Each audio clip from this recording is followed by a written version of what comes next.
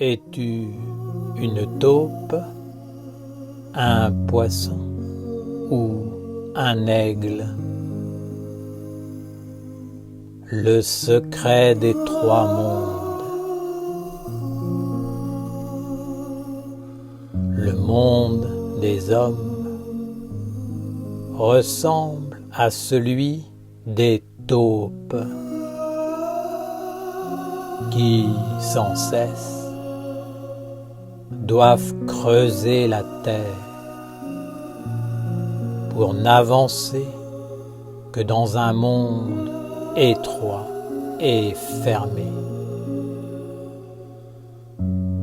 Toute leur vie, les humains ne connaissent que la limitation. Le monde des chercheurs et des spiritualistes est semblable à celui des poissons qui vivent dans l'océan avec un espace et une fluidité plus grands, mais qui restent quand même limité.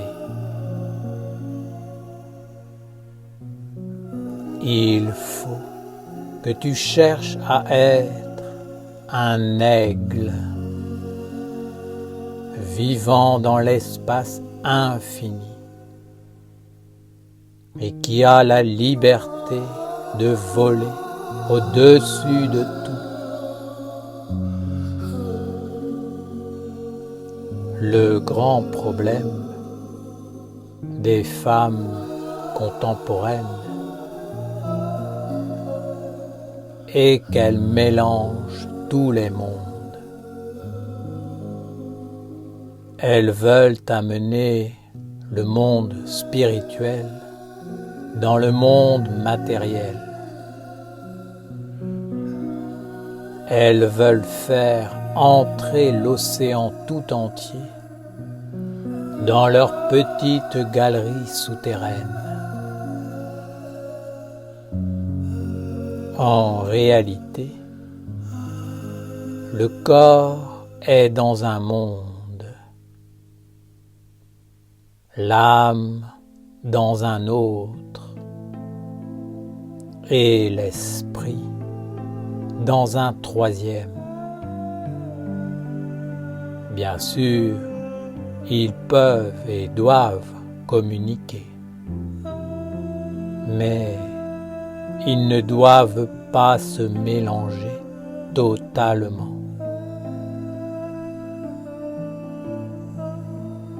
Il faut donner au corps ce qui lui appartient et ce dont il a besoin. L'essentiel en la femme est ce qui est invisible dans le corps et qui appartient à un autre monde,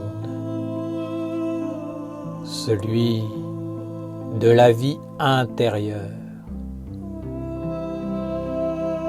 Les pensées, les sentiments, les désirs ne sont pas physiques, même s'ils sont rattachés au corps. Dans leur essence, ils ne se nourrissent pas du monde du corps. Leur source coule du monde supérieur, de l'âme. Dans sa vie intérieure, la femme doit s'élever vers une nourriture divine. L'illusion des spiritualistes est qu'elles vont dans le monde de l'âme avec les besoins et les souhaits de leur corps. Par cette méthode, elles s'associent fatalement aux anges déchus. Car ce sont eux qui exaucent les souhaits des femmes, plaçant leur corps avant leur âme et leur esprit divin. Ces anges aspirent à voler l'âme pour que le corps trouve l'éternité et soit ainsi un aboutissement de leur propre existence. Cela conduit non seulement à la perte de la vie intérieure de la femme, mais aussi à celle du corps. Ce dernier est coupé du monde magique de la vie pour être plongé dans celui de la mort qui n'a que l'apparence de la vie véritable. En vérité, la femme doit élever et ennoblir tous ses sens vers le monde divin, pour ainsi s'associer aux anges de lumière qui ne conduisent pas le corps vers la mort, mais vers le corps de lumière, capable de porter Dieu dans l'éternité. Ton corps physique doit être nourri d'éléments physiques. Choisis-les parmi les plus purs et les plus sacrés, tout en sachant que l'important n'est pas visible, mais vit en toi. C'est cet élément qui doit être éveillé et élevé vers les hautes régions. Tu dois chercher l'éternité de l'âme et non celle du corps.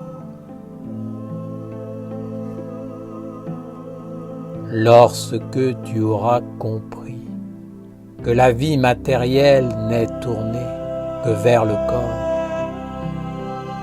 tu auras saisi le véritable secret, le véritable but de l'incarnation terrestre. L'incarnation n'est que passagère, elle n'est pas éternelle. Seul ce qui vit à l'intérieur de toi peut être éveillé et élevé jusqu'à embrasser l'éternité, voire s'unir avec le divin et acquérir l'immortalité. C'est uniquement cela qui restera et qui te conduira vers l'aboutissement ultime. Être un calice pur pour le Christ, au lieu de remplir ce calice de souhaits d'éternité et de plaisir pour un corps éphémère.